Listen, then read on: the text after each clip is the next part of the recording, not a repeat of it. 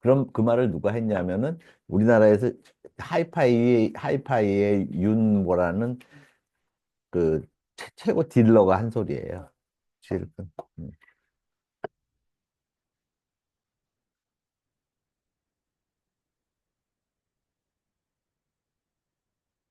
몇 페이지야?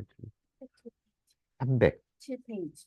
307. 여기까지 했어. 영국이, 상인들이 영국에 오고 있었다까지.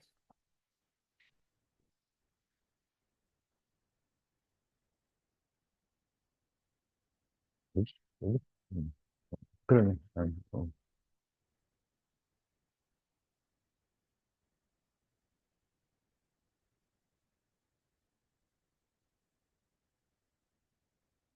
이제 그 요때의 교육이라고 하는 거는 아직 화폐 경제는 충분히 발달하지 않아서 대체로 물물 교환을 했을 때의 교육입니다.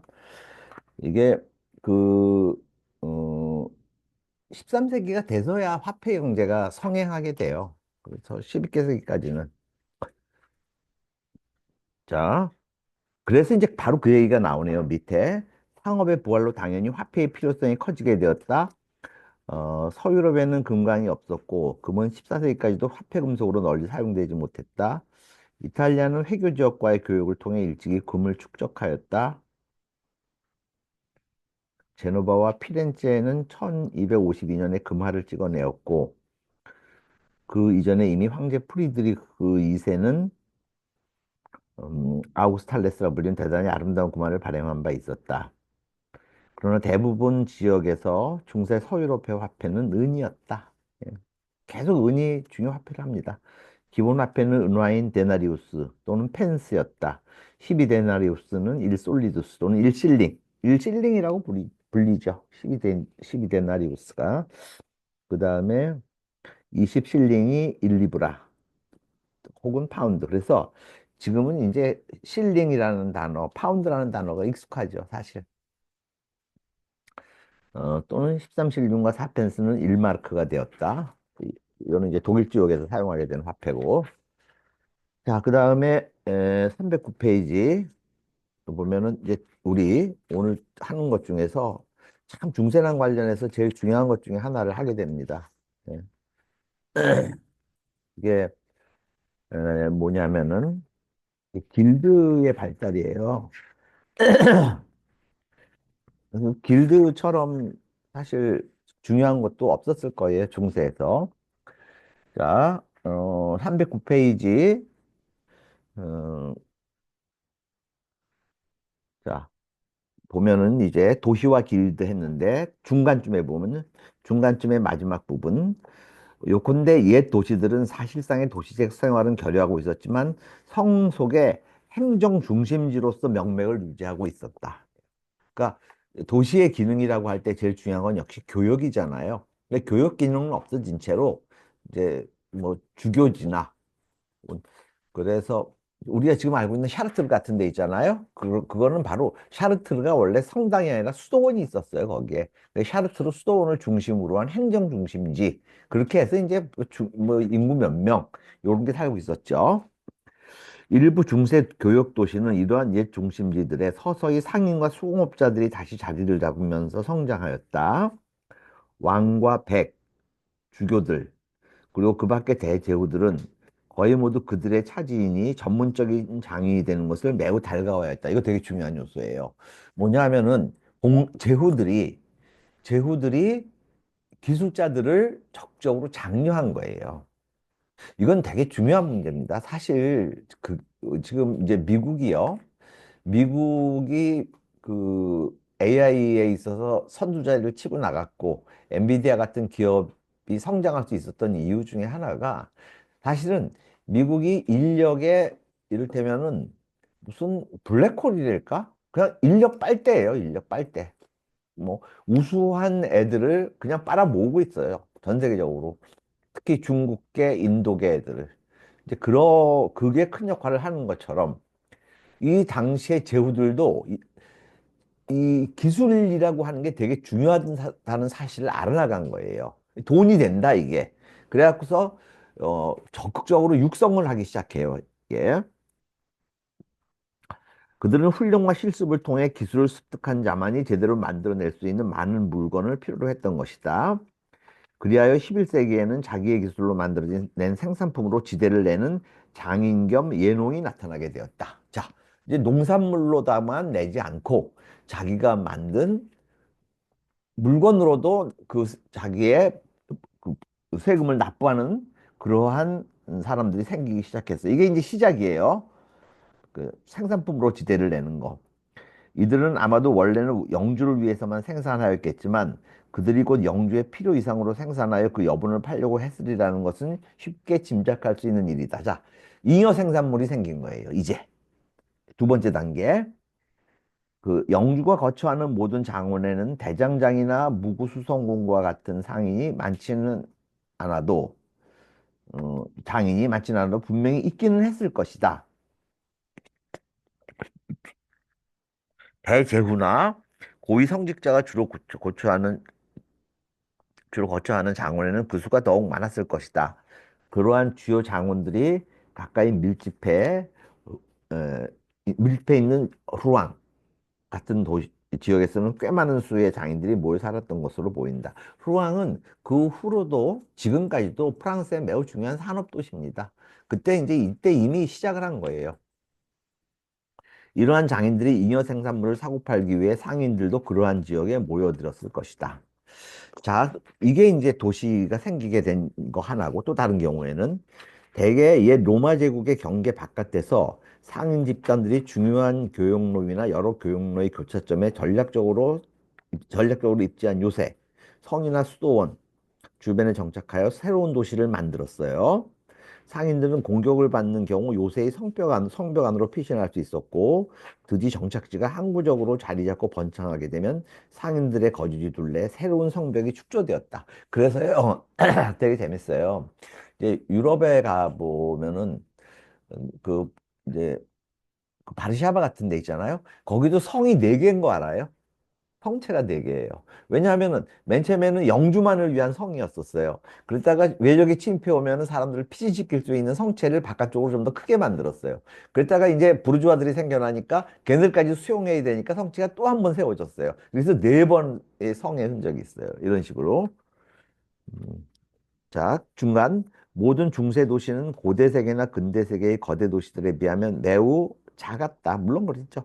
상인들이 항상 거주하고 있고 외부 상인들의 발길을 끌 만큼 중요한 정기시가 열리는 꽤 큰 도시도 대개 5천 명 정도의 주민밖에 없었다.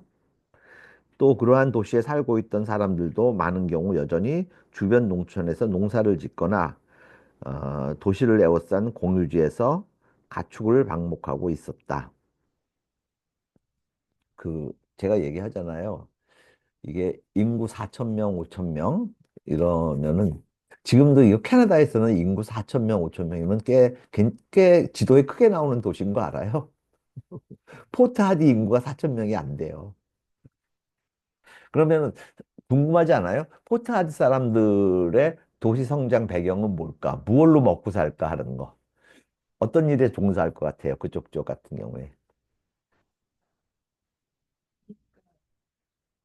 연어. 연어를 잡는 게 아니라 연어 양식장이 많아요. 거기서 그거에 종사하는 사람들이 제일 많아요. 그 다음에 국가에서 보조금 받는 인디언들이 그 다음 수로 많아요. 인디언들이 또 많아요. 되게.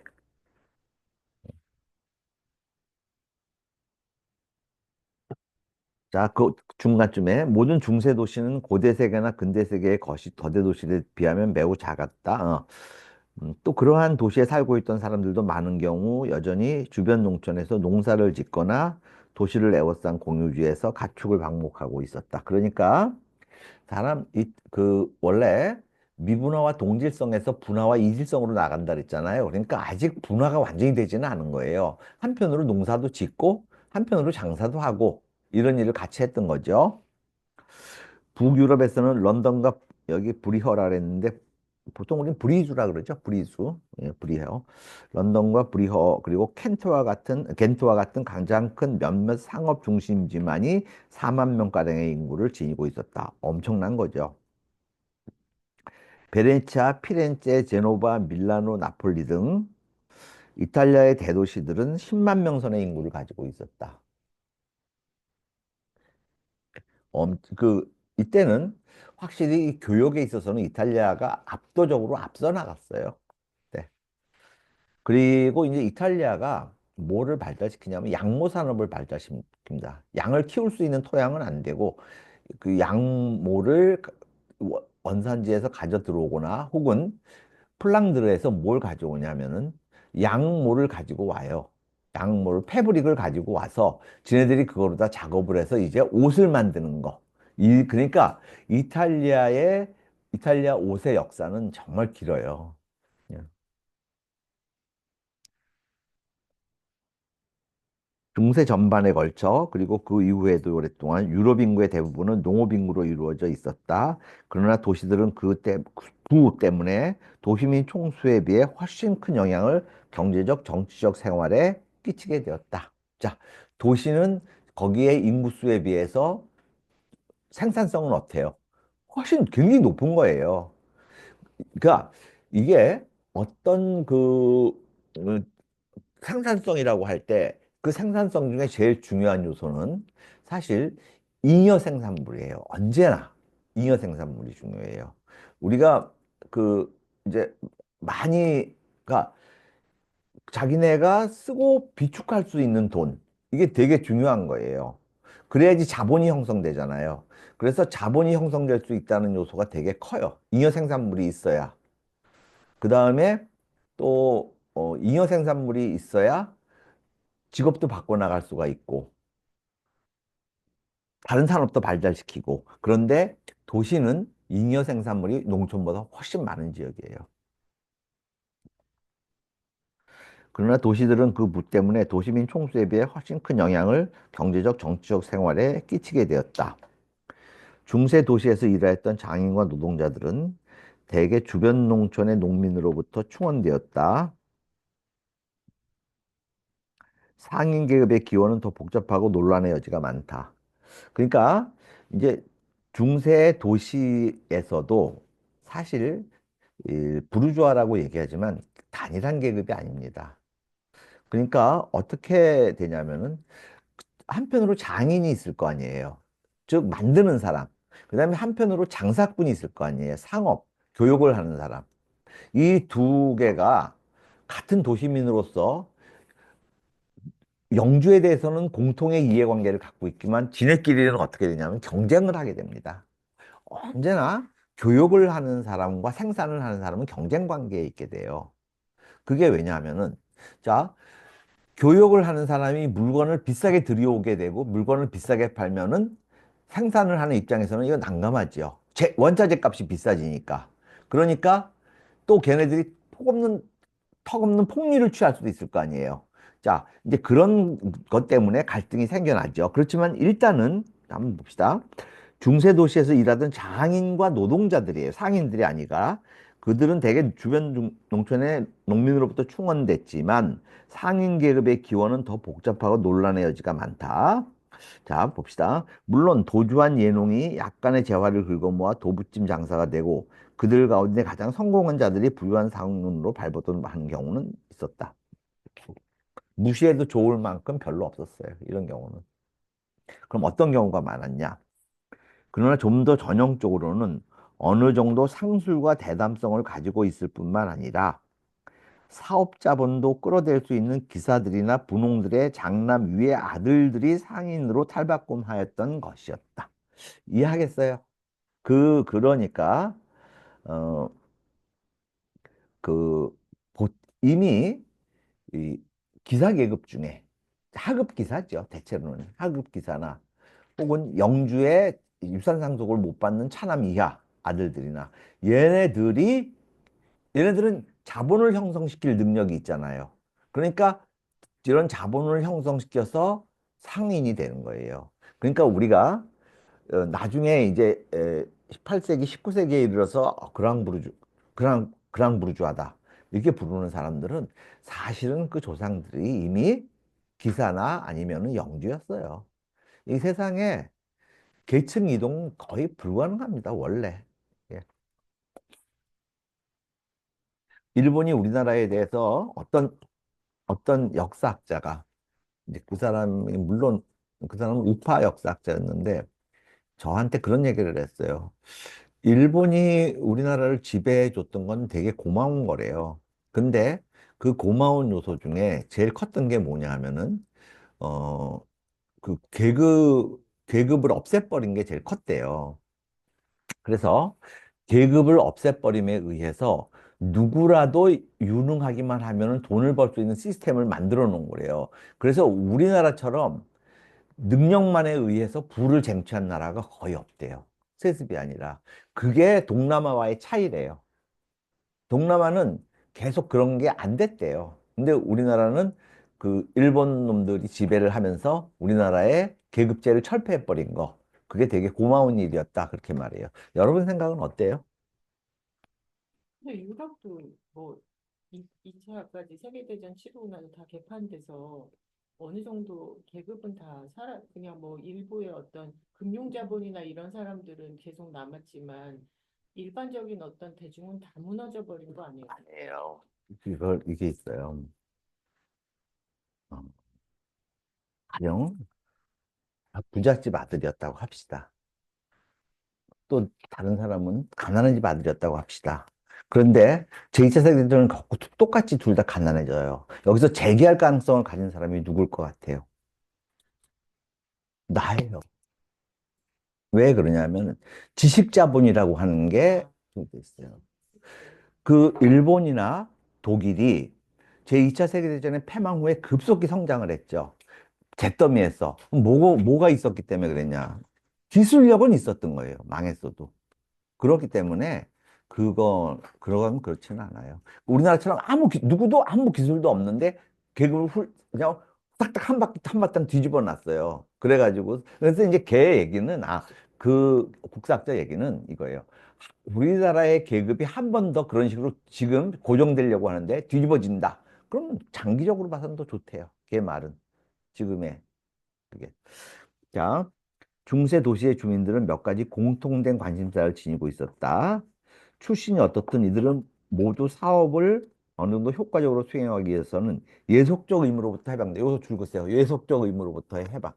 자, 이제 자유라고 하는 게 굉장히 중요한 문제가 된 거예요. 중세는 자유로울 필요가 있었어요, 없었어요? 중세 내내. 그럴 필요가 없었습니다. 근데 이 도시는 문제가 달라요. 예농에 속한 것은 모두 자의적인 과세의 대상이었으므로 부자유한 장인에겐 능력이 단단한 많은 맑은 물건을 만들어낼 유인이 거의 없었다. 뭐 많이 만들어내 봤자 영주한테 다 뺏기니까. 부자유한 신분으로 말미암은 불이익은 상인으로 활동하고자 하는 사람에겐 더욱 심각하였다. 교육을 하기 위해서는 여기저기를 돌아다녀야 했으나 예농은 영주의 토지를 떠날 권리가 없었다. 이러한 기본적인 신분상 자유의 필요를 넘어서서 그 도시 주민들은 그들 자신의 재정적, 사금적 문제에 대해 가능한 한 많은 자율권을 얻는 것이 유리함을 알고 있었다. 자, 이, 이 이 사람들, 이 자율권, 근데 그게 사법적 자유, 정치적 자유를 넘어서서 이제 완전한 경제적 자유, 그것까지를 쟁취하고자 하는 마지막 혁명이 프랑스 혁명이었어요. 이 과정이 이어져서 그렇게 보면 돼요. 그러면 이제서부터는 어떤 투쟁이 계속 있을 것 같아요. 귀족과 부르주아들 간의 투쟁인 거예요. 프랑스 혁명을 사람들은 프랑스 서민과 프랑스의 앙샹 레짐의 싸움으로 잘못 알고 있는데 아니에요. 프랑스 귀족과 프랑스 부르주아의 싸움이었습니다. 파리. 이제서부터 서서히 세계는 부르주아의 시대로 들어가고 있어요. 그래서 이때 이후에 세계의 전개를 하나의 계급으로 특징짓는다면은 부르주아지의 세계. 그냥 그렇게 보면 돼요. 11세기 말경에는 수공업자들과 장인들 그리고 장래의 상인들로 이루어진 많은 집단이 영주로부터 그들이 필요로 하는 특권들을 획득하고 있었다. 자, 11세기 말이에요. 1100년경. 자, 어떻게 획득하고 있는지 한번 봅시다. 처음에는 아마도 수공업자 및 상인들이 먼저 나섰을 것이다. 그들은 영주에게 접근하여 그들이 원하는 특권을 부여해주면 그에게 상당 액수의 돈을 대가로 주겠다고 제안하였다. 자, 자기의 자유를 먼저 사는 겁니다. 이제 돈을 주고 사는 방법. 종종 그들은 많은 돈을 거두어 영주의 탐욕을 만족시킬 수 있었다. 그러나 나중에는 어떻게 됐냐? 뒤에는 영주 쪽이 먼저 나서는 경우가 많아졌어요. 이웃 제후가 번창하는 도시에서 큰 세입을 거둬들이는 것을 본 제후는 자기도 그러한 도시를 하나 갖고 싶어 하였다. 때때로 영주는 자기 성 주변에 사는 몇 안 되는 주민에게 특권을 부여하여 다른 사람들을 그곳으로 유인하려 했다. 그러니까 영주가 도시를 유치하면서 그 도시민들에게 오히려 자유로운 경제 활동을 위한 특권을 부여하게 된 거예요. 영주 자신이. 대개 영주가 부여한 특허장에 의해 창설된 도시의 주민은 누구나 자유이며, 자, 이제 요 내용 봐봐요. 첫 번째, 자유다. 그 다음에 그곳에서 1년하고 하루만 살면 누구든 자유민이 된다. 자, 그러면 도시에 들어와서 1년하고 하루만 살면 자유민. 그래서 이게 이제 그, 어, 어이어 앤드, 어이어 앤드 원이라고 하는 그러한 관용어구도 만들어내는데, 이제 자기가 농노예요. 농노인데 도저히 못 살겠어. 도시로 도망쳐요. 그러면은 그 농노가 도망치게 되면은 영주가 잡으려고 하겠죠. 근데 1년하고 1일간 안 잡혀요. 그럼 끝이에요. 자유민이 되는 거예요. 종종 영주는 자기의 예농들은 이러한 권리를 누릴 수 없다고 단처를 붙였지만 다른 영주의 예농들이 자기 도시로 도망쳐 오는 것은 언제나 환영하였다. 무슨 얘기인지 알겠죠? 무슨 짓이 다른 데서 그 얼른 와. 한편 상인이나 수공업 이런 현상이요. 언제 가서 아주 그 극단적인 데까지 이르냐면은 13세기, 14세기에 걸쳐서 유럽에서 콜레라가 창궐을 합니다. 아, 콜레라가 아니라 페스트가. 그래서 인구가 급속히 주니까 인구 유치라고 하는 게 큰 문제가 돼서 그때 한번 이런 거에 대해서 완전한 격변이 일어나요. 또 한편 상인이나 수공업자는 그의 집이나 상점에 대한 지대를 사업의 산물인 화폐로 지불할 수 있어야 했다. 자, 그래서 화폐 경제가 절대 필요해졌어요. 그는 영주에게 노동부역을 제공해야 하는 경우 효과적으로 사업을 수행할 수 없었다. 따라서 특허장은 대개 도시 주민들이 그들의 토지와 건물을 화폐 지대를 내는 조건. 줄으세요. 그리고 거기 영어도 이렇게 버기지 테뉴어 로 보유한다고 명시. 그러니까 이제 화폐로 지불한다. 우리는 부역으로는 지불 안 한다. 이렇게 된 거죠. 한 건물이나 토지에 대한 지대는 종종 여기 되게 재밌는 얘기 해줄게요. 그러면 이게 지대를 내잖아요.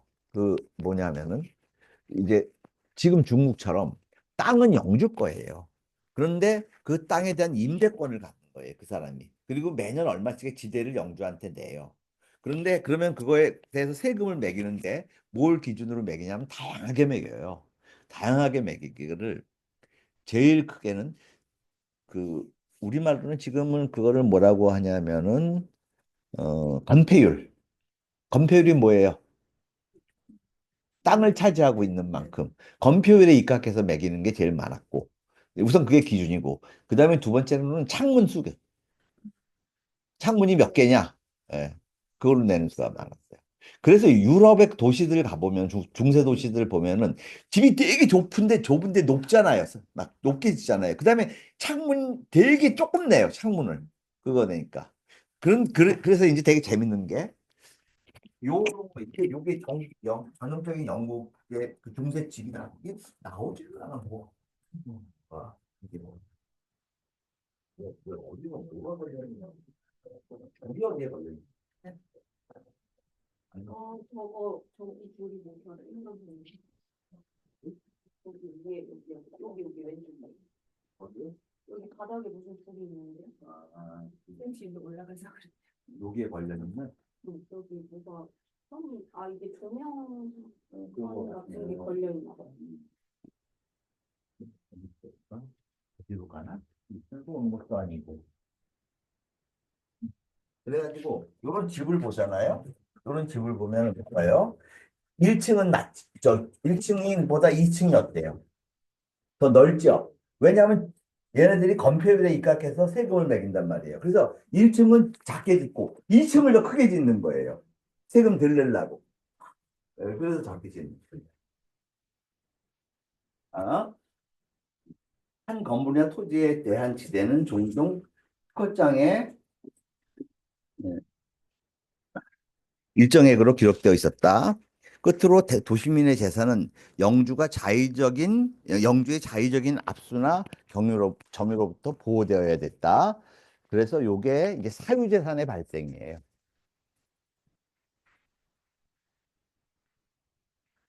누구도 자기 재산을 영주가 마음대로 빼앗을 수 있다면 돈을 벌려고 열심히 일하지 않을 것이다. 어,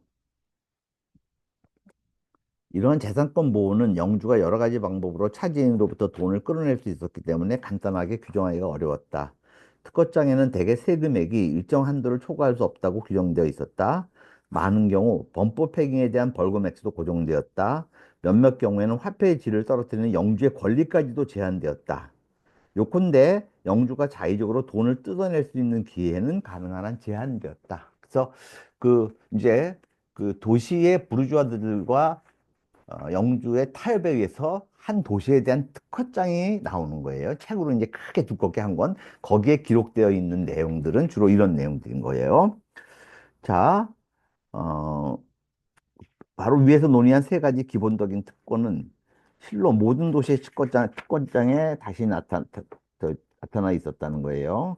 저 자유라고 하는 문제, 그 다음에 그 화폐로 지불한다고 하는 문제, 그 다음에 사유재산권의 보호. 이 세 가지 특권이 특허장의 주요 내용입니다. 어, 이제 요거는 모든 도시의 특허장에 공통된 사항인데, 나머지 세부로 들어가면 다 달랐어요. 도시마다. 그래서, 바로 위에서 논의한 세 가지 기본적인 특권은 실로 모든 도시의 특허장에 다 나타나 있었지만, 그 이외의 사항에 대해서는 일반화가 거의 불가능할 정도로 다양했다. 영주는 화덕이나 제분기와 같은 시설에 대한 독점권을 어떤 도시에서는 유지하고 있었으나 다른 도시에서는 포기하기도 하였다. 종종 영주는 사실 이게 포기했다기보다 팔아먹었어요. 이런 것들. 이 권리, 도시민한테 그 권리도 또. 종종 영주는 그의 영지 안에서 모든 다리 통과세와 판매세를 도시민에게 면제해 주기도 하였다. 도시민은 시법정 이외에서는 도시에서 벌어지는 범죄에 대해 신문당하지 않고 도시 안에 있는 재산에 관해 소송을 당하지 않는다는 규정도 꽤 보편화되어 있었다. 자, 이거는 도시가 자기 자치권을 획득해 나가는 데 있어서 되게 중요한 한 걸음이에요. 사법권이라고 하는 문제를 도시 내에서 해결할 수 있는 게, 즉 영주의 법정으로 안 가져가고 도시의 법정에서 해결한다고 하는 거, 즉 지방법원의 설립이라고 하는 문제예요. 자, 상인들은 상업상의 분쟁에 대한 신속한 해결을 필요로 하였고, 많은 영주가 도시민에게 그러한 송사에 대한 사법권, 그래서 이제 걔네들을 먼지투성이들이라고 했는데, 그냥 우리식으로 표현하면은, 이놈 저놈 뭐라 그러죠? 이놈이나 저놈이나 가리키는 말이?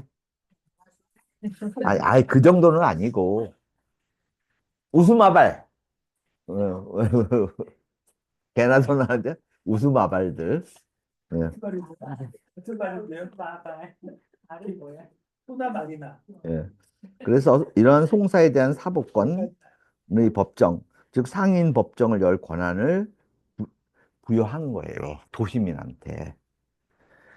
그러한 특권의 부여는 자신이 모종의 정치적 조직을 구성할 권리를 내판. 줄 그세요. 자, 이게 사법권이 부여된다. 그러면 정치적인 조직이라는 거예요. 그거는.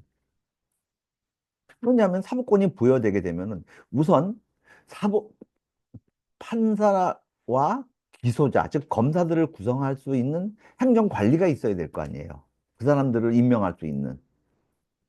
그러면 정치적인 단위로 돼야지 된다는 걸 의미하거든요.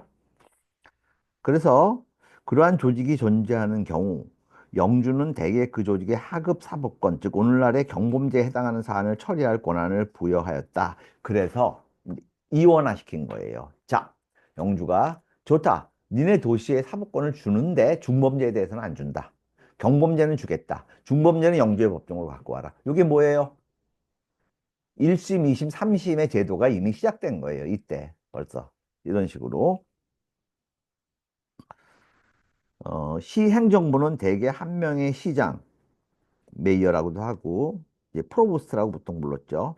그 시참사회로 구성되었다. 그러니까 여기서 시행정부는 한 명의 시장, 시참사회 그렇다는 얘기는 뭐냐면 다시 이제 에, 로마식으로 집정관과 원로원이 또 만들어지는 거예요. 시내에서. 그러니까 초반에는 상급 하급 법원과 상급 법원 모아져 있다가 이게 이제 그러니까 원래는 제목이 다른 거를 각자 그렇지. 썼는데 그랬다가 이제 나중에는 이게 1심제, 2심제로 이게 바뀌게 되는 거죠. 바뀌게 된 거죠. 예. 예, 처음에는 그 사람이 저지른 죄의 경중에 따라서 결정됐어요. 죄가 이거 살인이다, 강간이다. 그럼 너는 무조건 영주한테로 가라. 그 다음에 얘가 뭐 도둑질을 좀 했다. 누구 싸대기를 한 대 갈겼다. 그래? 그러면 우리가 재판한다. 이게 엄격히 구분돼 있었죠. 예, 지금은 다 뭐 그렇게 하지만. 어, 그래서 영국에서는 많은 도시의 행정부가 왕으로부터 도시 안에서 왕을 대리할 권한을 매수하였다. 시의 관리들은 도시 내에서 왕이 부과한 세금을 거두고 주 장관의 기능을 수행했고, 또 시장은 영주에 의해 임명되기도 했고 시민들에 의해 선출되기도 했고 이랬어요. 그래서 영주에 의해서 시장이 선출됐을 때는 그 도시가 아직 영주한테 예속돼 있을 때, 그 다음에 자체적으로 시의 대표들에 의해서 선출됐을 경우에는 이제 길드 대표들인데, 사실 이게 나중에 길드 대표들에 선출됐을 때는 그 도시가 사실상 자기네의 독립권을 영주로부터 영구적으로 얻어냈다는 걸 의미해요. 12세기 좀 빠른 거 같은데. 예? 11세기인가요? 12세기, 12세기, 11세기인가요? 일단 이렇게 쭉 나가고 이제 다른 적자들도 따라와요. 엄청 빨리 시장 예. 선출되고 그 이제 지금 이제 곧장 고딕 시대로 접어드는데요. 뭐 왜 고딕 시대? 그냥 이렇게 보면 돼요. 로마네스크는 아직 농촌 경제일 때 로마네스크, 도시 경제가 집어들부터는 이제 고딕 시대로 들어가는 거예요. 네. 자, 그다음에 길드에 대해서는 313. 자, 우리가 중세에 있어서 가장 중요한 단어 하나를 들어라. 그러면 여러분들은 얼른 뭐 봉건제도 이런 거 하지 말고 길드 하세요. 그만큼 길드가 중요한 겁니다. 엄청. 자, 길드는 이제 313페이지 위에 보면 사실상 도시민들이 그들의 공통된 이익을 위해 창조해낸 조직이었다. 우선 길드는 온갖 종류의 보장을 위해 조직되었다. 한 상인이 화물을 실은 배가 난파하는 바람에 그의 물건을 몽땅 잃으면 그의 동료들은 그가 새로 시작할 수 있도록 도와주었다. 이게 뭐예요? 무슨 제도의 시작? 보험. 보험의 시작이에요. 나중에는 이 일만을 따로 처리해 주는 사무원들이 생기겠죠. 그래서 이 사무원들이 이제 온갖 종류의 길드로부터 보험을 이제 들고 그걸 갖다가 그 길드에 속한 사람들에게 일정액을 받아서 적립해 놨다가 주고 하는 일을 전문적으로 하는 사람들이 생길 거 아니에요. 그게 보험회사의 시작이에요. 그리고 그게 런던에서 제일 크게 유행했는데, 왜냐하면 런던은 주로 배를 타고 화물 교역을 하니까 이런 문제가 일어날 수가 되게 많잖아요. 그래서 그걸 중점적으로 다룬 보험회사가 뭐예요? 알만도 한데 로이드예요. 로이드.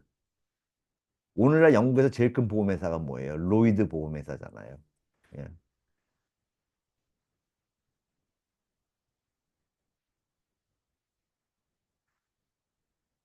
근데 벌써 길드라고 하는 게, 그가 길드에서 굉장히 유럽에 되게 많은 근대적인 그러한 제도들이 생겨나요. 길드에서. 그 다음에 이렇게 해서 보험이 생겨났고, 또 그러니까 한 상인이 화물을 실은 배가 난파하는 바람에 그의 물건을 몽땅 잃으면 그의 동료들은 그가 새로 시작할 수 있도록 도와주었다. 알겠죠? 이게 길드. 또 다른 도시의 사람이 길드 구성원에게 채무를 갚지 않으면 길드는 채무자의 이웃이 그 도시에 오면 그의 물건을 압류하였다. 무슨 소리인지 알겠죠? 다른 도시의 사람이 우리 길드 구성원한테 빚을 졌어요. 근데 이 새끼 안 갚았어. 그런데 그럼 그 도시에 오는 그놈이잖아요. 장본인은 말할 것도 없고 장본인 친구, 친척까지도 일단 걸린다. 그러면 강제로 집행을 했어요. 압류. 이렇게. 또 한 구성원이 죽으면 그의 동료들이 그를 장사 지내고 그의 유가족을 돌보게 되어 있었다. 이것도 많은 경우 길드는 구, 구성원의 여러분들 바흐 있잖아요. 바흐. 그 요한 세바스찬 바흐는 물론 음악가 길드에 가입되어 있었어요.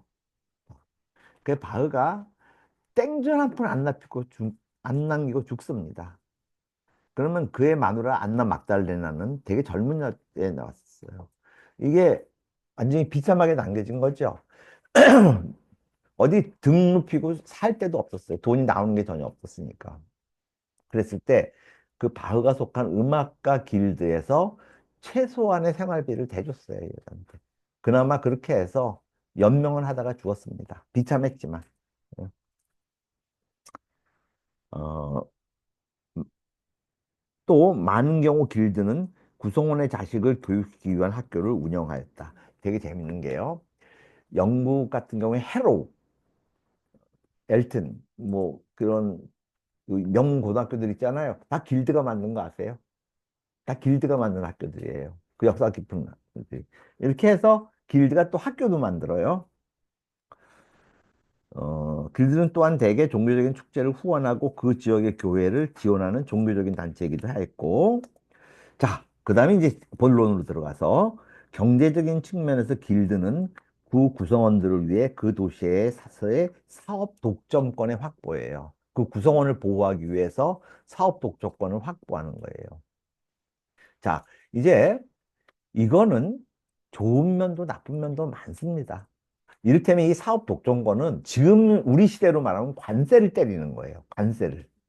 외국에서 동일한 물건이 들어오잖아요. 그럼 그 동일한 물건은 두 가지 처리 방법밖에 없었어요. 하나는 엄청난 관세를 맞은 채로 팔아라. 그걸 판매세라 그러죠. 그렇게 해서 팔으면 좋아. 아니면은 네가 팔 수 있는 사람은 길드 구성원에게 팔아라.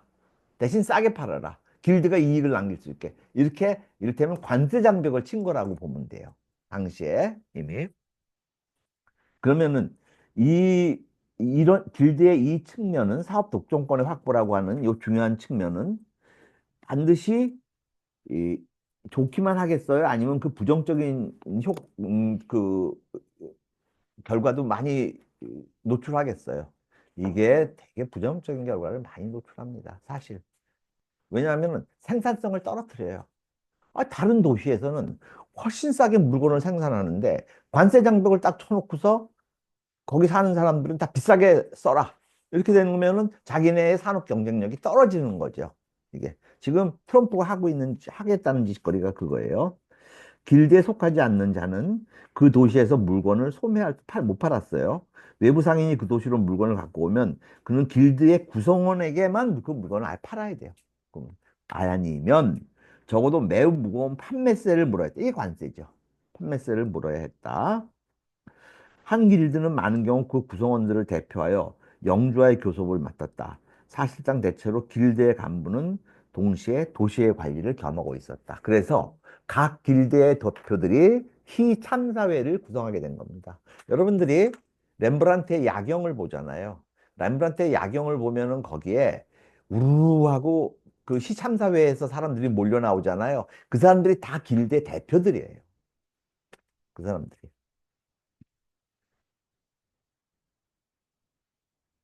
처음에는 대개의 도시에 수공업자와 상인 모두를 구성원으로 하는 하나의 길드만 있어요. 그러니까 딱 수공업자, 상인 등등. 그래서 그 도시민의 사업주 있죠. 사업을 하는 사람. 그게 수공업이건 장인이건 상업이건 그러면 그냥 동시에 길드 구성원이었어요. 그러니까 그렇게 그랬는데 이게 길드가 한 종류의 길드밖에 없었죠. 시간이 지나면서 이 두 집단은 분리돼 갔어요. 자, 이제 생산과 어, 어, 디스트리뷰션 우리 경제 3요소가 뭐죠? 프로덕션, 디스트리뷰션, 컨섬션 세 개잖아요. 그죠? 그런데 언제나 그렇지. 생산자와 분배자는 갈등을 하게 마련이에요. 여러분들이 한번 이런 생각을 해봅시다. 인터넷의 발달로 인해서 일어난 게 여러분들이 생각할 때 생산, 분배, 소비 중에 어느 쪽에서 가장 큰 영향력을 끼치면서 인터넷이 발생했겠어요? 분배예요, 분배. 그걸 가장 필요로 하는 사람한테 가장 경쟁적으로 낮은 가격에 배분이 되는 거예요. 그 바람에 생산성이 확 확장된 거죠. 인터넷. 자, 이렇게. 그렇게 해서 여러분들은 그것만 여기서 이해하면 돼요. 언제고 생산자와 분배자는 갈등을 일으킬 소지가 많다. 자, 상인들은 도시로 온갖 상품을 갖고 들어와 이윤폭을 크게 하기 위해 높은 값을 매기려 하였던 반면 그 상품을 소비하는 입장인 수공업자들은 낮은 가격을 원했다. 자, 왜 수공업자는 낮은 가격을 원해? 자기네가 그걸 재료로 해서 물건을 만들어서 자기네도 팔아야 되잖아요. 그런데 수입 가격이 비싸놓으면 어떻게 되겠어요? 아, 이거 좀 곤란한 문제잖아요. 그런데 자기네들이 그러면은 수공업자들이 다 같이 단합해서 야, 우리가 물건 못 만들면 못 만들어도 그 가격에는 안 사겠어. 이렇게 해야 되죠. 어떤 놈은 사고 어떤 놈은 안 사고 이거 곤란하잖아요. 그럼 길드가 조직될 필요가 있겠죠. 따로. 자, 그렇게 돼서 이로 인한 전반적인 결과로 수공업자들은 길드를 이탈하여 그들끼리 수공업자 길드를 형성하였다.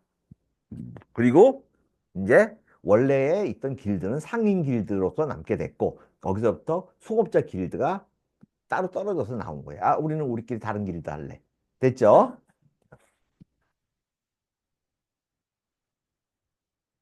그래서 12세기 말에는 대부분의 도시에서 중요한 위치를 점하고 있는 산업의 경우 소공업자 길드가 결정되어 있었고 13세기에 놀라울 정도로 급속하게 성장됐어요. 성장뿐만 아니라 또 분화됐습니다. 모든 가능한 각종의 길드가 형성되어 심지어 창녀의 길드도 있었어요. 우리 얼마 이하로는 못 팔지 말자. 알겠죠?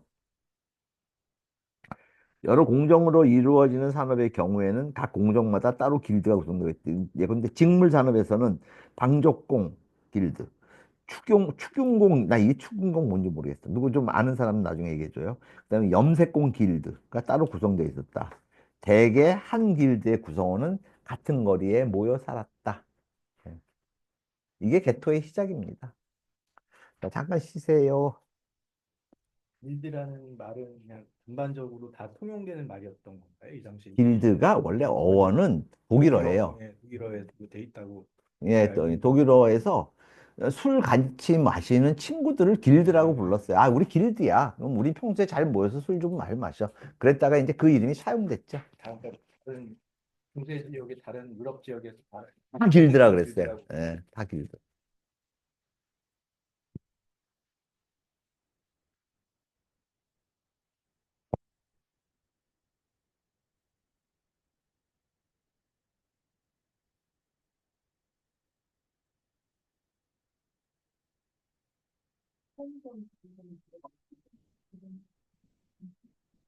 토요일이지?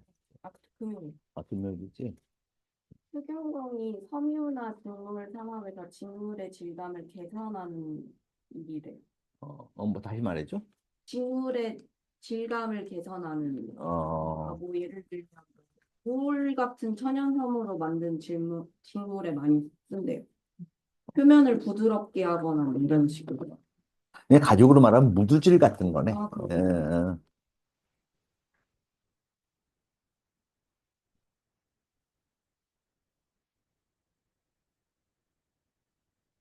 좀 어떡하냐? 예, 이트로? 응? 이트로? 응? 뭐 먹을까요? 어디 갈까요? 예? 차 타고? 어디 가고 싶으세요? 선생님 해물 좋아하시니까 네. 제가 저는 갈게요. 다른 분들 의견을 물어보세요. 호텔인데요. 무서워서 안 순서역이 있는데, 뭐 어차피 한 15분, 20분 그럼 거의 갑시다. 뭐예요? 근데 해물찜?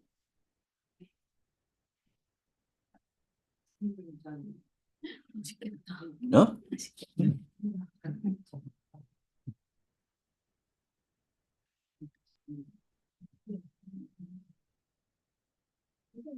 추천해 주신 데 진짜 다 좋더라고요. 네. 한 가지 모르겠는데 너무 선의를 싶다. 좀 몰라가지고. 우리는 모두 괜찮고요. 교수님만 교수님 군대만 계시는데 나는 서민 식당을 저는 길이 괜찮다. 지금 좁은 길은요 다 너무 걸어가지고 엉망이에요. 시간 중에 아니 혹시 안쪽에 들어가는데 아닌가 싶어요. 무슨 영어로 말하면 홀 인 더 워를 거기 그런 사이였어요.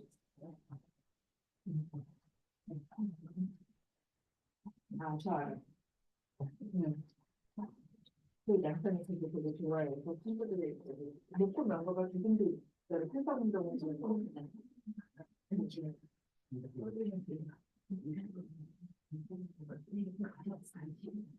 그래서 그리고 약간 분위기도 좀 있고 그래서 분위기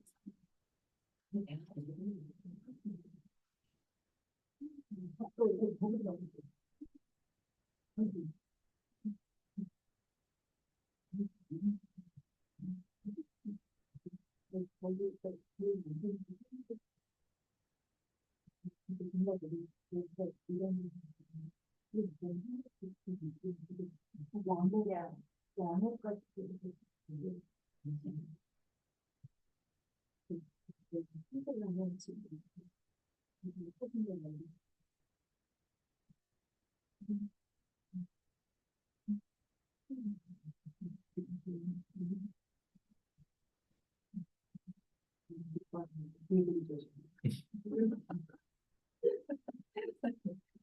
선생님은 아깝게 영주를 아깝게 그런 시대가 있어요. 길드가 가장 활성화된 곳이 게임입니다. 아니요. 게임을 이제 무슨 이제 전쟁이 많아요. 근데 그래서 이제 다 싸우는 거거든요. 그래서 이제 길드를 조직을 해가지고 길드끼리 모이지 않으면 이길 수가 없어요. 개인으로 전쟁을 참가하면 무조건 죽어요. 그래서 애들이 친구끼리 그래서 시간이 정해져 있어요. 내가 8시에는 아무것도 못해. 뭐 이런 걸 해요.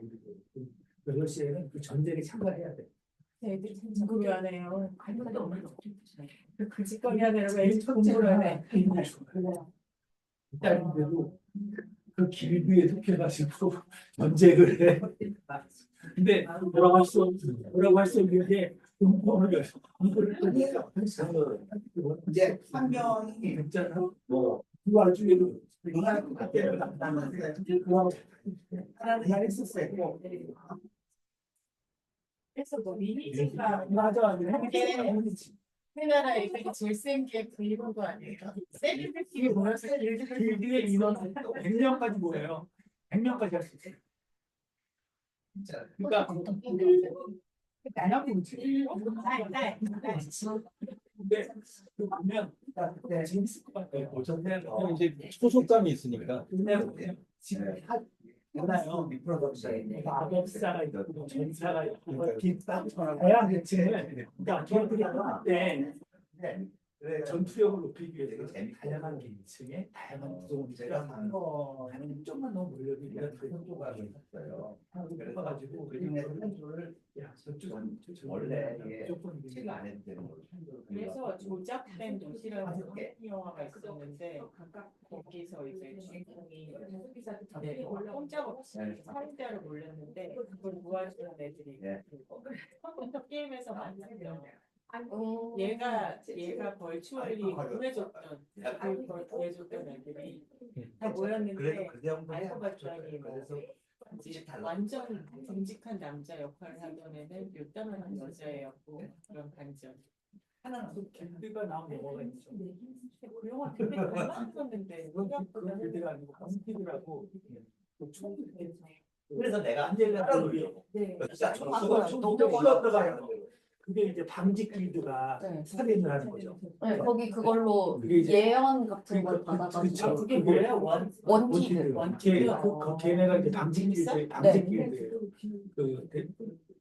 그 중세 때부터 내려오는 방직 길드가 그 지구를 지켰다. 뭐 이런 얘기 지금 그러니까 지구를 지금까지 수호해 야, 왔다. 판타지잖아. 네. 지구를 지켰다면. 판타지라기보다는 가상 뭐죠? 뭐라 그러지? 판타지. 그러니까 지구의 뭔가 세계의 안전을 안전을 보안하겠다. 위협하는 사람들을 제거해 왔다. 그거를 방지하기 위해 천에 무슨 예언처럼 나오는 걸 해석을 해서 그 사람을 찾아서 미리 죽여요. 약간 그런 거였는데 그 사람들이 이제 훈련을 받고 그 상처를 입으면 무슨 해공물 같은 데 들어갔다 나오거든요. 그리고 뭐냐 그 안젤리나 졸리 근데 판타지나 그 제임스 맥어보이. 왜냐면 총을 쓰면 총이 휘어서 들어가니까 또 맞긴 맞아요. 근데 이렇게 쏘잖아. 이렇게 쓴다고 총이 그러니까 왜 볼링도 이렇게 돌리면 이렇게 쏘잖아요. 네, 스핀 먹고 이렇게 저쪽으로 맞아야 되겠지. 저는 그 물이 진짜 있으면 그런데 한번 들어갔다 나오면 그걸 같은 게 있거든요. 약간 그런 거잖아요. 쉽게 말하면 알 이렇게 제가 있잖아 이렇게 제가 건설사 이거 자기네는 월드스트리트 배웠다는 거예요. 그거 대화할 수 있는 거야. 나중에 이렇게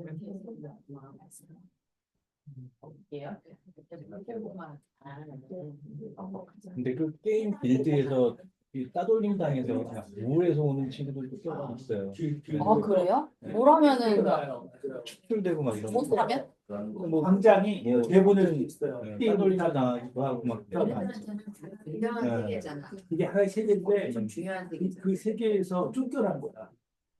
그럼 이제 똑같이 하는 얘기 뭐라는 그러면 어떻게 되냐면 그거를 자기 걸 폐쇄하고 다른 이름으로 또 다른 거 새 출발해야지 아마 좋은 제일 좋지 않나. 그럼 되지 뭐. 근데 걔네들이 막 또 캐릭터 키우면서 돈을 쓰거나 뭐 했을 거 아니에요. 그래서 버리기 힘든 거 아니에요? 그러니까 그냥 아, 걔는 못 가져가나? 딴 이름으로 바꾸면? 다 버려요. 아니 그저도 이제 알아요. 그 뭐냐면 그 상태에서 뭔가 문제가 있으니까 하려면 의미하다고 다른 길드로 가야 되기 때문에 다른 길드로 가는 방법이 있는데 다른 길드에서도 뭐가 문제가 될 거면 다시 출발하는 것도 하나의 방법이에요. 비슷한 왜냐하면 거기 새 인생을 살 수가 있어. 없어요. 그런 게. 새로 태어나고 일본 우리는 생을 못 바꾸잖아. 거기는 생을 바꿀 수 있어. 아, 근데 그게 계급이 바뀌는 거잖아요. 아니 아니라 전에는 엄청 그래도 꼭대기에 있었는데. 전에는 뭐 검술사로 살았다면 이제는 마법사로 직접 살았다. 다 튜닝을 해야 됐었어요. 여러 가지 상품이었는데 그 직업이 되게 많더라고. 거기 아주. 내가 한국어 성향이 그렇구나 하는 걸 알고 있어요. 안 때문에 그걸 좋아하는 기계적인 거예요. 그리고 내가 진짜 사실 참뭐 그냥 이 스피커를 그리고 스피커를 그냥 이 스피커를 이런 거 괜찮다는 거 아니 그럼 그렇게 생각했어. 아니 그게 뭐 아이 좋아하고 막 이런 일을 발생하는 거야.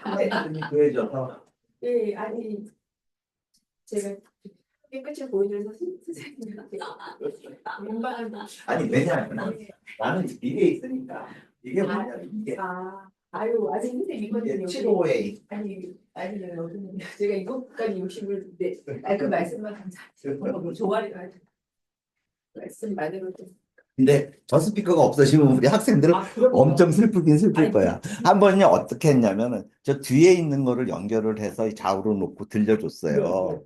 한번 그 웨스턴 일렉트릭 755A는 이거 명품 중에 명품이잖아요. 뭐 소형 스피커의 왕이잖아요. 다들 한결같이 선생님 빨리 스피커 도로 바꿔주세요. 소리가 거칠어서 755A가 좀 너무 이제 경박하고 날뛰고 그리고 세대요. 소리가 시끄럽게 느껴집니다. 일렉트릭에 나오는 스피커 모르겠어요. 웨스턴 755A가 명품이잖아요. 이를테면 뭐 소형 스피커계의 명품 최고봉이죠. 그런데도 지금 나오는 스피커로는 바꿔달라 그러더라고. 좋긴 좋아, 저 소리가. 되게 예뻐, 소리가. 저도 궁금하긴 합니다. 근데 755A 듣고 싶으세요? 그러면 755A 들려드릴 테니까 꺼내서 연결해서. 내년에는 755에도 그래요. 755A를 들읍시다. 되게 실망할 거야. 특색이 서로 다른 거니까 이제 그렇게 바라보면 이제 하나 좋은 거는 7호A가 저역이 뚝 떨어지죠. 깊이까지 저역이. 왜냐면 인클로저가 저렇게 저역이 잘 나오도록 짰으니까. 예. 제가 매출도 저 인클로저가 원래 인클로저 값만 250만 원인데 저 안에 선재가 오디오 노트 실버가 들어갔어요. 그래서 그 선재 값이 또 200만 원이에요. 그러니까 참 겁없이 돈 써댔어. 저 이걸로 디자인은 원 디자인이에요? 아니면 그런 건 아니죠? 그런 건 없죠. 저 디자인은. 웨스턴 일렉트릭 인클로저 디자인이요? 저거는 그정 회장이 데리고 있는 엔지니어의 설계예요. 설계. 그래서 저 디자인 이름을 펠콘이라고 불렀죠. 저 인클로저 이름을 펠콘이라고 불러가지고. 그리고 원래 그 보면 미국에 디자인을 하는데 그런 모델들이 있더라고요. 그걸 갖다가 따라하는 것도 있고. 그렇죠. 예. 근데 저 7호A는 사실 나도 실망스러워요.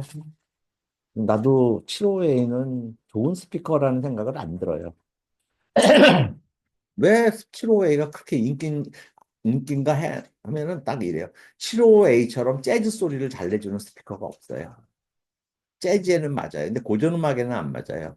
고전음악에 그 중역대를 잘 울려주고 품격 있는 소리가 안 나고 뭔가 그 재즈의 그 콘트라베이스 있잖아요. 그 소리를 잘 내줘요. 좋은 때가 좋으니까. 원래 그 소리가 참 천박합니다. 그 밑에서 둥둥 하는 소리. 거칠은 그게 재즈 좋아하는 사람 가슴을 한 조가 더 뒤에 있잖아요. 이쪽에. 예. 저걸 왜 저렇게 포일로 싸놨냐면은 저기 인클로저가 있는데 저 인클로저 두 개가 요새 1,500만 원입니다. 그냥 유니트만. 그러니까 혹시 칠수에서 손 툭 집어넣어서 콘페이퍼 날리면 700만 원 날라가는 거야. 근데 제 평소에 정 선생으로 봐서는 그러고서 남어. 그래서 내가 저렇게 싸놓은 거예요. 있는데도 또 떨어지고 쓰지를까. 천인데 뭐 그릴이 천인데 천뭐손 집어넣으면 한번 어떤 일이 있었냐면요. 그 7호A가 저한테 세 조각 있었는데 한 조각을 멜루가 날려먹었어요. 저렇게 조그만 인클로즈에 넣어가지고서 바닥에다 놔뒀었거든요. 근데 멜루가 그때가 어땠냐면 멜루 사춘기 때. 이 강아지도 맨 처음에 한 1, 2년간은 엄청 장난도 심하고 말도 못하게 극성 맞잖아요. 막 뛰어다니고 긁어대고 그러다가 저 그릴도 찢어지고 안에 폰을 아주 완전히 다 날려버린 거예요. 예. 그래가지고서 700만 원짜리를 리코나라고서 150만 원에 팔아먹었어. 그냥 내가 나는 그 멜루가 아주 비싼 게야 저거. 그러네. 멜로가 자기 몸값보다 제 집보다 비싼 더 거. 비싸네. 내가 멜로한테 한 마디 널 내다 팔아도 이 돈 안 나온다 이놈아.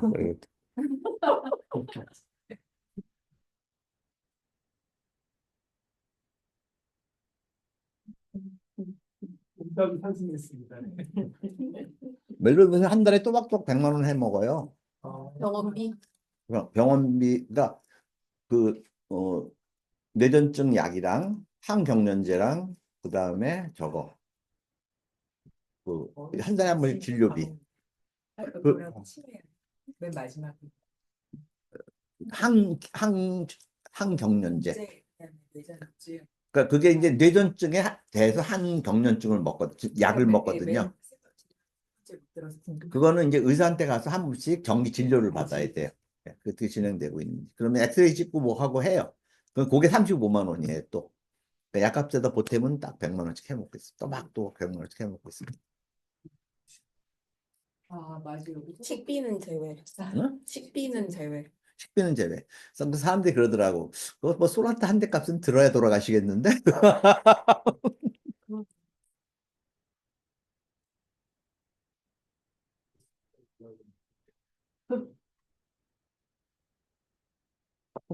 선생님 병원에서는 항경련제는 안 다루죠? 네, 쓰죠. 써요? 네. 그럼 그 항량제 동일한 항경련제래요. 네. 그거의 알코올. 용량을 조금 낮추면 된대요 강아지한테. 네. 근데 항경련제가 원래 그렇게 비싸요 값이? 그렇게 비싸지 않습니다. 비싸지는 않는데 이제 종류에 따라 다른데 동물이기 때문에 그게 비싼 어떤 거죠. 약을 쓰는지는 한번 봐야 될 텐데 보통 대표적인 게 발프로에 계시더라고요. 동물병원에서는 뭐든지 비싸거든요. 다 합쳐서 받겠죠. 아무래도. 데파코트 뭐 이런 걸 많이 쓰는데 왜 이름을 안 적어놨지? 저 한 번은 이름을 적어놨더니 치약 뭐 설명서 뭐 이런데 연구 뭐 번역 같은 거. 잠깐만요. 제가 그 생각난 김에 처리해 볼게요. 비효율적인 세상 전반에 관해서 과학 공간에서 문제를 사회에 변화하고 이책 이쪽 보니까 사람을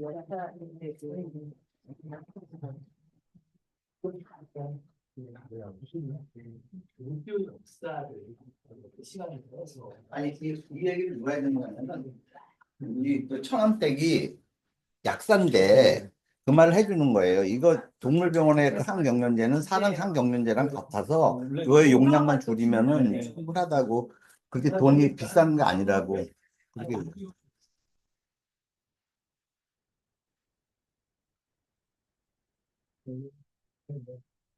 너무 비싸시면 제가 처방드려도 되겠 저도 그런 얘기 들은 것 같아요. 걔가 강아지 치매 걸려서 이렇게 그 사람들이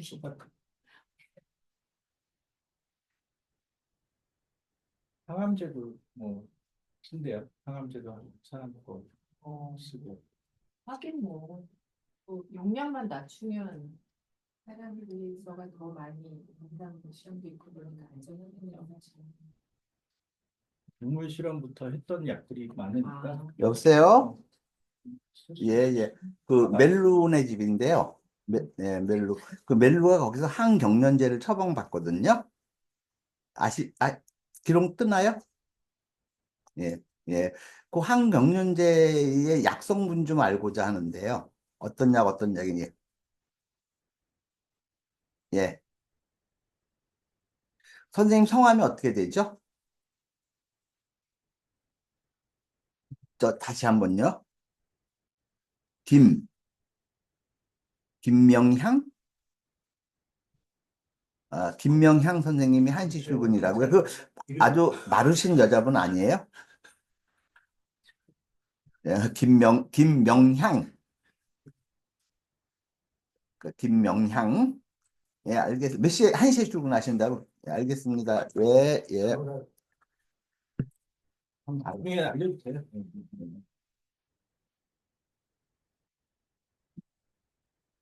고송 들어오는 줄 알고 쫄 것 같은데요. 그 분위기가 양이 잘못됐나. 걔가 잘못됐나 봐.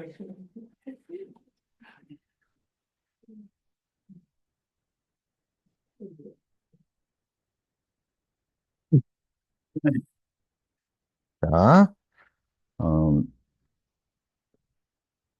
그래서 이제 한번 보면은 그 다음 페이지에 흥미로운 얘기 있어요. 314페이지에. 어, 그 수공업자 길드의 기본적인 기능은 상위 길드의 그것과 똑같았어요. 길드는 그 구성원을 장사 지내고 유가족을 돌봤고 또 길드는 길드 생활의 종교적 측면을 생각하는 종교적 단체로서도 기능하게 됐어요. 자, 이게 뭐예요? 모든 길드, 그 도시에 있는 모든 길드가 각각의 수입에 맞추어서 어느 정도 돈을 내야 된다는 것이 참사회가 결정을 하고 그 돈을 가지고 지은 게 뭐예요? 고딕성당이에요. 이해하겠죠? 길드가 없었으면 독직성당이 지어질 수가 없었던 거예요. 그래서 그 인구 10만 밖에 안 되는 조그만 도시가 어마어마하게 큰 그런 고딕성당을 지을 재원을 짜낼 수가 있었던 거예요. 그래서 샤르트르 성당 중앙부에 있는 그 훌륭한 스테인드 글라스는 그 도시의 여러 길드가 돈을 들여 만든 것이었다. 스테인드 글라스뿐만 아니에요. 모든 것들이 다 길드로부터 나온 돈이었어요. 그러면 레오냉이 참사의 회원이었. 예? 레오냉이 참사의 회원이었다는데 예. 그 참사회가 이 교회 참사회가 있고 길드 대표들 중에 선출돼서 참사회원이 돼요. 그러니까 그 레오냉이 참사위원 회원이었다면 음악가 길드였을 거예요. 음악가 길드의 길드장이었고, 그리고 자기가 대표로 나가서 다른 길드의 장을 누르고 참사회원이 된 거죠. 길드는 또한 구성원의 경제적 활동을 엄격하게 통제하였다. 길드는 가격과 품질 그리고 생산 방법까지도 규정하였다. 자, 이제 요 문제가 뭐랑 충돌을 하게 되면 나중에 시장과 직접 충돌을 하게 됩니다. 이제 길드가 가지고 있는 문제점들이 작지도 않았어요, 작지도. 그리고 생산물의 공급이 수요를 초과하지 못하도록 길드는 그 업종에 종사할 수 있는 업자의 수를 통제하였다. 자, 그 다음에 이제 여기서 길드 하면 우리는 어프렌티스, 무슨 도제, 맨 밑에 쫄병으로 들어와서 이제 물 떠오는 놈, 그거로부터 시작하는 거죠. 그래서 이제 여기서 이제 그 지금 이제 이를테면 있잖아요. 우리 중세 학제도 여기서 나왔는데 이 어프렌티스 있잖아요. 어프렌티스 이게 이를테면 학위예요. 학위. 이제 학위를 받는 학위 과정. 이 학생. 그 다음에 이제 이게 있잖아요. 저니맨이라고 있어요. 이제 우리말로는 직인이라고 번역을 하더라고. 직인. 이건 도제. 이렇게 되잖아요. 그러면은 이 저니맨은 말 그대로 여행 다니는 애예요. 뭐 그러면 우리말로 하자면 포닥. 예. 요새 말로 하자면 포스닥터. 여기저기 다니면서 실습을 쌓는 거예요. 그다음에 이걸 다 마치게 되면 졸업작품을 제출해요. 졸업작품을. 자기가 실제로 배운 걸 가지고서 토대로 그 수공업자 길드에서 자기 작품을 하나 제출을 하는 거예요. 그 작품을 뭐라고 부르냐 하면은 마스터피스라고 불러요. 여기서부터 뭐가 나왔겠어요? 당연히 걸작이라는 말이 여기서 나온 거예요. 그러니까 원래는 마스터, 그 이제 장인 계급, 장인이 되잖아요. 장인. 그죠? 이렇게 마스터가. 그러면 요게 되려면 뭘 제출해야 돼요? 얘를 제출해야 돼요. 마스터의 작품이다 이 말이에요. 장인의 작품이다. 이제 장인이 되기 위한 자격을 갖추는 작품이다. 거기서부터 이제 이게 무슨 걸작이라는 이름으로 마스터피스라고 변했죠. 근데 그렇게 되는 거예요. 그래서 어프렌티스, 저니맨, 그 다음에 그 이제 마스터 이렇게. 그래서 어, 수공업자는 도제가 됨으로써 경력을 시작하였으며 일을 다 배울 때까지 도제로 일해야 했다. 도제의 수 및 그 수습기간은 길드에 의해 결정되었다. 도제는 수습기간을 모두 끝마치면 장인으로서 길드의 구성원이 될 자격이 있음을 증명해 줄 졸업작품. 이게 뭐예요? 졸업작품이 마스터피스. 그걸 제출해야 된다. 요새는 포트폴리오라 그러죠? 제출해야 돼. 이따금 도제는 스스로 가게를 열어 도제를 거느릴 수 있기 전에 몇 년간 더 보수를 받는 직인. 그래서 자기가 직접 개업을 하는 것보다는 이제 실습 수습 기간을 하는데 이 가게 저 가게 종본으로 고용되어서 일을 해줘야 될 거 아니에요. 그래서 여행 다닌다 그래서 저니맨이에요. 그래서 로서 일하도록 요구되었다. 시스템은 이해하겠죠, 여러분? 예. 길드는 그 구성원을 일상생활의 여러 어려움으로부터 그리고 다른 구성원들이나 길드에 속하지 않는 자들과의 경쟁으로부터 보호해 주었다. 길드는 사람들을 자기 업종으로 끌어들여 품질의 수준을 유지하는 데 크게 기여하였다. 자, 이제 기여. 길드는 도시 생활과 산업 그리고 상업의 발전에서 극히 중요한 역할을 하였다. 그러나 길드가 사회의 발전이라는 관점에서 몇 가지 바람직한 못한 측면도 지니고 있었음을 간과해서는 안 된다. 사실 이게 큰 문제로 작용을 합니다. 그중에 각 길드는 한 도시 안에서 해당 업종을 독점하였으므로 가격을 올리고 품질 수준을 떨어뜨리는 성향을 가지기 십상이었다. 타락하게 마련이에요. 예. 또 왕 정부가 강력화했던 영국에서는 빵이나 맥주 같은 생활 필수품의 품질과 분량 그리고 가격이 엄격하게 중앙정부의 규제를 받았으나 길드의 영향력 아래에 있는 시 관리들이 전적으로 정부의 기능을 맡고 있던 곳에서는 길드가 독점권을 남용하기 십상이었다. 그러니까 여러분 그래서 이제 정부가 세수도 확보하면서 품질 수준을 고정시키기 위한 게 뭐였냐면은 국가가 독점권을 갖고 오히려 국가가 독점권을 갖는 경우가 또 많게 됐어요. 왕이 직접 독점권을 갖는 거. 이제 그다음에 어, 독점권의 남용이 그리 심하지 않은 경우에도 길드의 규제는 경쟁 배제, 기술 혁신 저해 이해하겠죠? 이제 보수적인 그거. 그게 이제 길드의 문제점이었어요. 지금까지 우리는 도시를 경제적, 사회적 측면에서 논의하면서 고등 사법권과 같은 본질적으로 정치적인 권력은 영주에게 있었다고 전제해 왔다. 그랬죠? 경범죄는 도시의 사법권을 줬지만 중범은 영주한테 가져가는 자 이제 이것도 변해 나가기 시작해요. 어떻게 되냐면은 사실상 북방 쪽에 북부 유럽의 많은 도시는 광범위한 정치적 권력을 전혀 획득하지 못하였다. 예컨대 파리의 경우 시민들이 선출한 상인 시장 은 상인 법정을 열고 하급 사법권을 행사하였으나 고등 사법권은 여전히 왕이 지명한 시장의 수중에 있었다. 봉건 제후 및 대영주들은 경제적 특권과 하급 사법권의 부여에는 비교적 손쉽게 동의하였으나 그의 권한을 그 이상으로 양용하는 것은 극히 꺼려하였다. 왜냐하면은 그 이상으로 양용을 하게 되면 이건 뭐 쟤네들 독립국까지 그게 어떻게 내 거냐고요. 그렇게 되니까. 그러니까 각 광범위한 정치적 권력을 획득한 도시는 대개 영주를 설득해서라기보다는 힘으로써 권력을 쟁취한 것이었다. 이러한 힘은 대개 도시민들의 맹약을 통해 이루어진 코민에 의해서 생산됐다. 코민 줄 쫙쫙쫙쫙 그으세요. 예, 코민. 코민은 커뮤니티의 불어식 발음입니다. 그냥 코민. 그래서 이 코민에 참여하는 것은 모든 길드 그리고 노동자들이 다 코민에 참여해요. 그러니까 도시민들 있잖아요. 도시민 전체를 하나의 정치적 단위로 부를 때 코민이라고 불러요. 이제 이해하겠죠? 그 사람들이 정치라는 견지에서만 도시민들을 바라볼 때 코민이라고 하는 거예요. 자, 그래서 이제 그때 보면 뭐 어쨌든 이 투쟁에서 궁극적인 승리는 코민에게 돌아갔고 주요 도시는 독립적인 도시국가로 성장하게 되었다. 그래서 11세기 말 프랑스와 플랑드스에서도 코민이 나타나기 시작했으나 이 두 지역의 경우 코민은 도시민 단독의 주도로 형성되었다. 그럼 도시민 단독이 아니라 도시와 도시를 둘러싸고 있는 농촌 지역까지를 포함하는 데가 어디냐면 이탈리아입니다.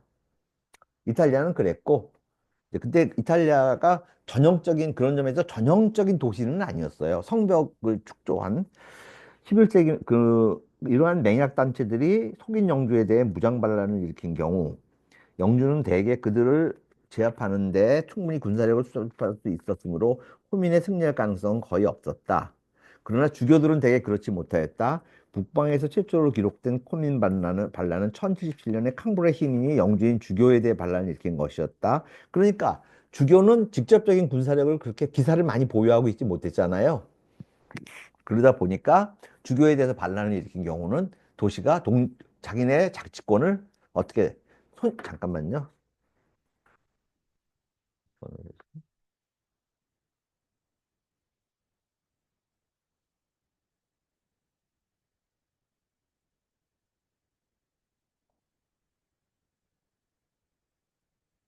예, 전화하셨어요? 월요일이야? 오늘 12시 50분? 오늘 12시 50분. 오늘은 안 되는데, 오늘은 어디 나가는데. 어, 예, 그래요. 예, 예, 예. 자, 어, 1111년에 랑의 시민들은 주교로부터 코민 구성권을 매수하였는데, 이제 돈을 주고 사는 경우가 되게 많아. 이게 제일 많은 경우였어요, 사실. 그랬는데, 이제 자치권을 사는 거죠. 불과 몇 년 뒤 그 주교가 그 특권을 무효화하려 하자 유혈폭동이 일어나 주교의 목숨까지 앗아갔다. 그래서 코민은 보베, 누아용 그리고 생깡땡과 같은 북부유럽 도시는 대략 같은 시기에 독립을 쟁취하였다. 12세기 말에는 힘으로보다는 설득과 매수를 통해 많은 도시가 어느 정도의 정치적 독립을 획득하였다. 매수였어요. 자치권을 사는 거였습니다. 이게. 그 여러분이 알고 있는 유럽의 도시들 있잖아요. 대부분 그게 다 코민이었어요. 코민이었다가 코민인데 자치권을 영주한테 돈을 주고 산 경우가 많습니다. 그러니까 매년 얼마씩 내다가 아예 우리가 왕창 너한테 돈을 줄게 그냥 자치권 넘겨라 이렇게 돼서 된 거죠. 상황은 곳에 따라 매우 다양했지만 어느 정도 일반화는 가능하다. 호민은 자체의 관리들을 선출하였으며 그 영역 내에서는 영주를 대리하는 어떤 자도 권위를 지니지 못했다. 영주에 대한 코민의 의기는 대개 일정액의 연공과 일정액의 군사적 봉사로 분명히 고정되었다. 시 관리들은 도시 내에서 고등사법권을 가지고서 완전한 통치권을 행사했다. 자, 이제 고등사법권까지를 가지게 된 거예요. 그럼 끝나는 거예요. 그러나 프랑스와 영국에서는 모든 도시가 왕의 궁극적인 정치적 권위에는 여전히 복속하였고, 따라서 이탈리아의 코민과는 달리 독립적인 도시국가로 발전하지 못하였다. 사실 이 독립적인 도시국가로 발달을 제일 어디서 많이 했냐면은 벨기에하고 현재의 벨기에하고 네덜란드 지역이에요. 그래서 그 지역은 가령 예를 들어서 뭐 여기 브리헤, 브리주, 그다음에 캉, 덴하그 그리고 뭐 암스테르담 이런 데 다 코민이었었어요, 원래. 그 밑에 이제 보면 이제 그거는 도시의 가장 중요한 건물은 교회였는데 교회 건물은 믿을 수 없을 정도로 많아. 예컨대 1200년경에 런던에는 120교회 교회 건물이 있었을 정도였다. 성당교회, 역사는 이제 성당교회라고 그랬는데 고딕성당, 고딕성당을 이렇게 불렀어요. 그냥 모르니까 이제. 그 고딕성당이 있는 도시에는 고딕성당이 시민의 자랑이자 영광으로서 다른 건물을 압도하고 있었다. 자, 이제 고딕 건조물은 전통적인 교회가 아니라 완전히 새로 세워진 교회였고, 완전히 새로운 양식에 의한 거였고, 누구에 의해 따랐어요? 수공업자와 상인 길드에 의해서 세워진 거예요. 그리고 뭐 성체는 뭐 그렇고, 그 다음에 부르주아지의 사회적 경제적 태도 한번 봅시다. 자, 상업의 부활과 교환 경제의 제출에는 중세 사회에 심각한 영향을 끼쳤다. 사실 여기 이거를 중세의 가을이라고 불러요. 중세가 종말을 국고한다 그래서 이런 영향 가운데 가장 두드러진 것 중 하나는 이제 중상계급 부르주아들의 형성이었다. 제가 자주 얘기했죠. 부르주아가 근대 세계의 주역이다. 물론 이 계급 안에는 아주 다양한 계층이 존재하고 있었다. 부유한 상인은 생존을 위해 애태우는 직인과 사회적으로나 경제적으로나 거리가 멀었다. 그러나 그들 모두에겐 공통된 특질들이 있었다. 그들은 모두 우선 첫 번째, 법적으로 자유민이었다. 또 두 번째, 모두가 재산의 대부분을 화폐나 상품 등 동산으로 지니고 있었다. 또 모두가 시 정부 아래의 도시에서 살았다. 북방에서는 대개 도심과 농촌의 귀족 사이에 아무 애착도 없었다. 이탈리아는 달랐어요. 이탈리아는 어떻게 됐냐면요. 여러분 혹시 이탈리아는 피렌체가 있고 토스카나라고 불리기도 하고 하는 거 그거 왜 그런 줄 아세요? 그 이탈리아는요. 그 도시 국가와 그 도시와 도시를 둘러싼 농민들 있잖아요. 걔네들이 하나의 코민을 구성을 해요. 크게. 희한하게도 또. 그래서 이탈리아는 조금 달랐어요. 어, 이탈리아 상황이 다르다. 상인에게는 귀족이 기회만 있으면 그를 약탈하라고 하는 게으른 낭비꾼으로 여겨졌고, 이 상인이 귀족을 볼 때에는 귀족은 상인들이 사회의 지배층으로서의 귀족이 누리는 배타적인 지위를 위협하고 있다고 경계하였다. 상인은 대개 귀족에 비해 더 많은 돈을 벌어들였고, 많은 경우 귀족 못지않게 잘 입고 사치스럽게 생활하였다. 그러나 상인은 돈을 교육 사업의 자원으로 사용해야 했으므로 돈을 쓰는데 조심스러운 경향이 있었다. 귀족들은 상인들이 신중하게 돈을 지출하는 것을 지독하게 인색한 것으로 생각하였다. 그래서 이제 이 귀족들과 상인들의 정서적 태도가 참 달라요. 그래서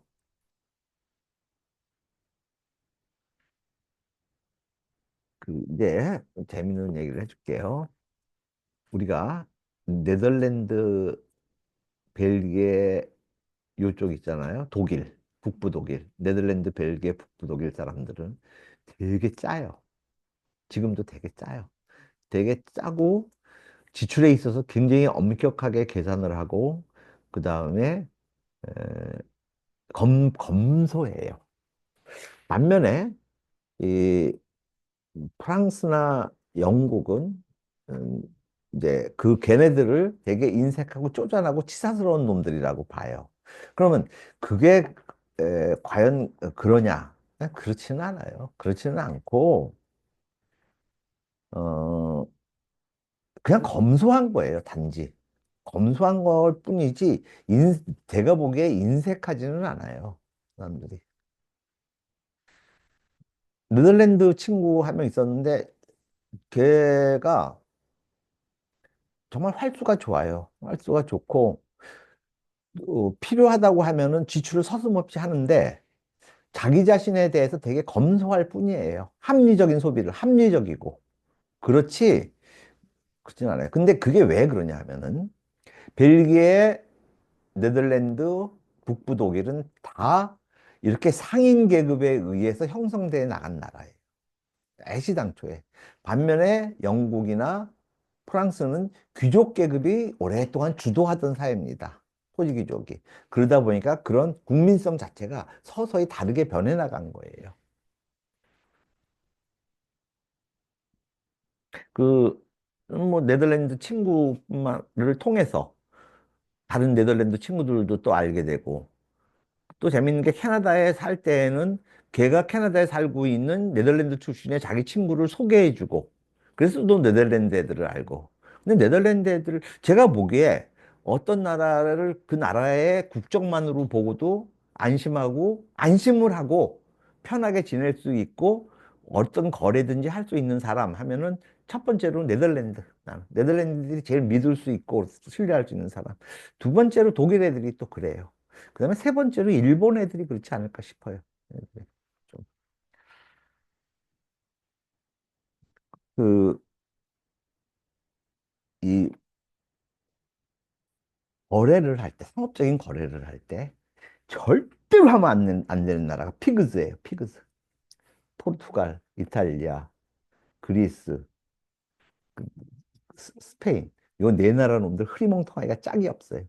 약속도 안 지키고, 뭐, 또, 뭐, 계획도 중구난방이고, 그래요.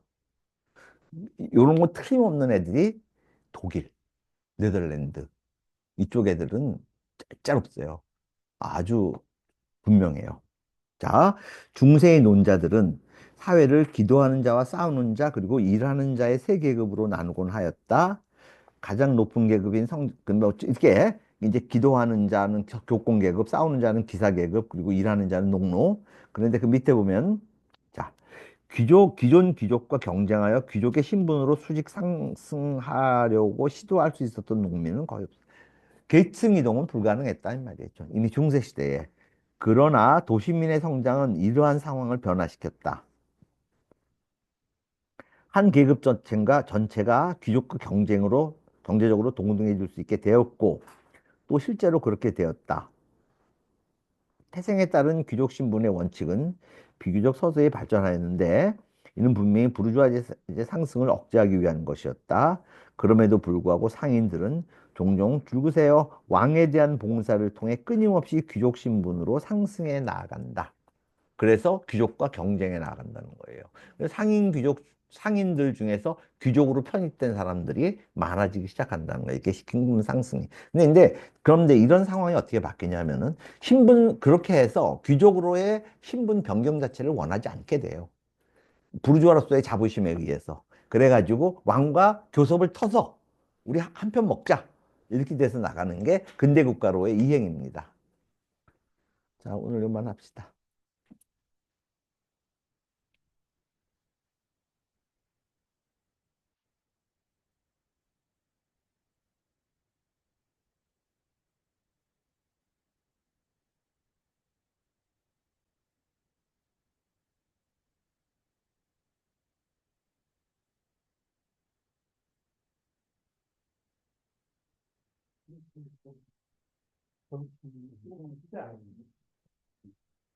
내가 보기로는 그